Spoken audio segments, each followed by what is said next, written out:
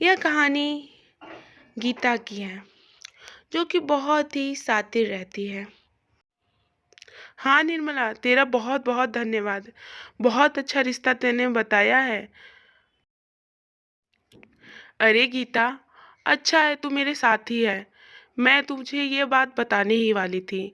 मेरी सहेली शांता ने बहुत अच्छा रिश्ता बताया है तेरे लिए, और मैं चाहती हूँ कि अब मैं तेरी शादी कर दूँ।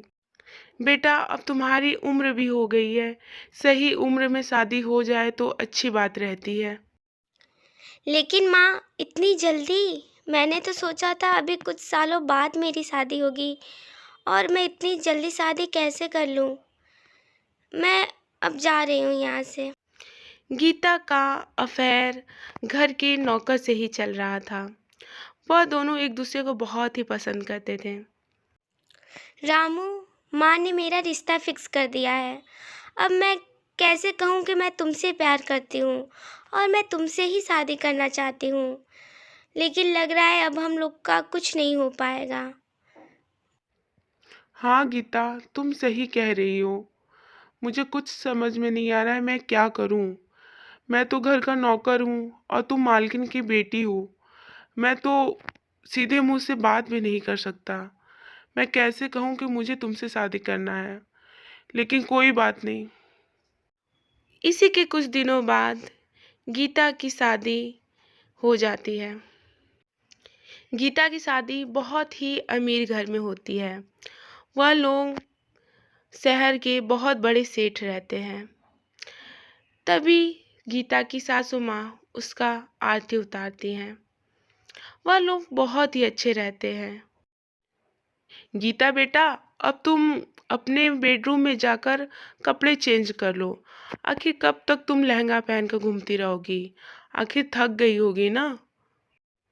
अगर किसी चीज़ की ज़रूरत पड़ी तो मुझे ज़रूर बताना, मैं ले आऊँगी। इसके बाद गीता अपने रूम में चली जाती है और वह रामू को बहुत ही याद कर रही होती है। तभी उसका पति वहाँ आता है। अरे गीता, मुझे माफ़ करना, मैं थोड़ा सा लेट हो गया। लेकिन आज से मेरा ऑफिस खुल गया है, इसलिए मैं तुम्हें ज़्यादा समय नहीं दे पाऊँगा। अगर तुम्हें किसी भी चीज़ की ज़रूरत पड़ी तो मुझे ज़रूर बताना, और मैं तुम्हें जल्द ही बाहर कहीं घुमाने लेकर जाऊँगा। चलो अब मैं चलता हूँ।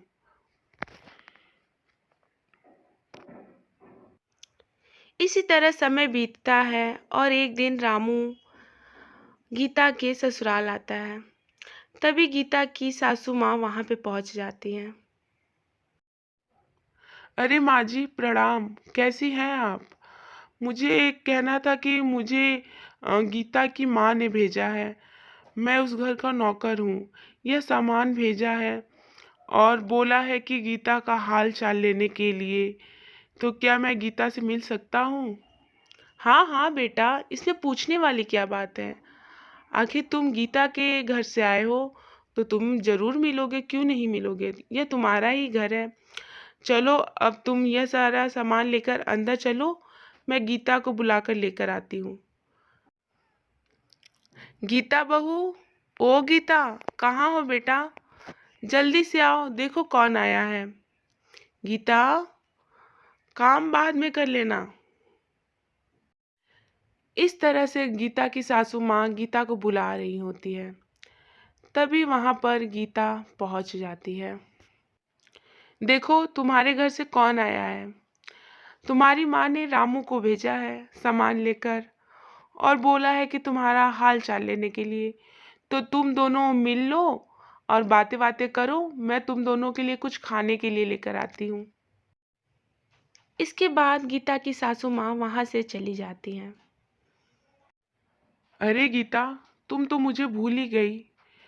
तुम्हारी जब से शादी हुई है मैं बहुत ही परेशान हो गया हूँ। मुझे तुम्हारी बहुत ही याद आ रही थी। मैं तुम्हारे बिना नहीं रह सकता। चलो अब कहीं भाग चलते हैं, क्योंकि मैं तुम्हारे बिना नहीं रह सकता। सच में गीता, मैं तुमसे बहुत ही प्यार करता हूँ, और तुम हो कि मुझे एक बार भी कॉल नहीं की।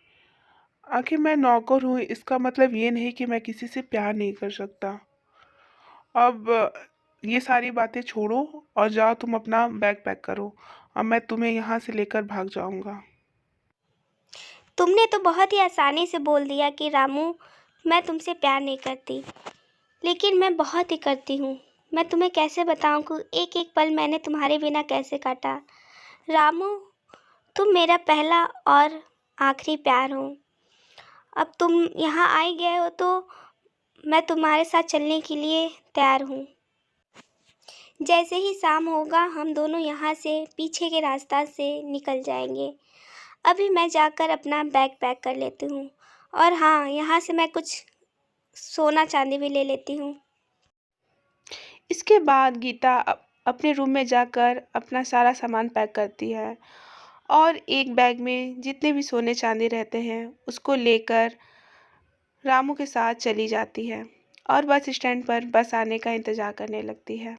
रामू, मैंने बहुत सारे पैसे लेकर आए हैं।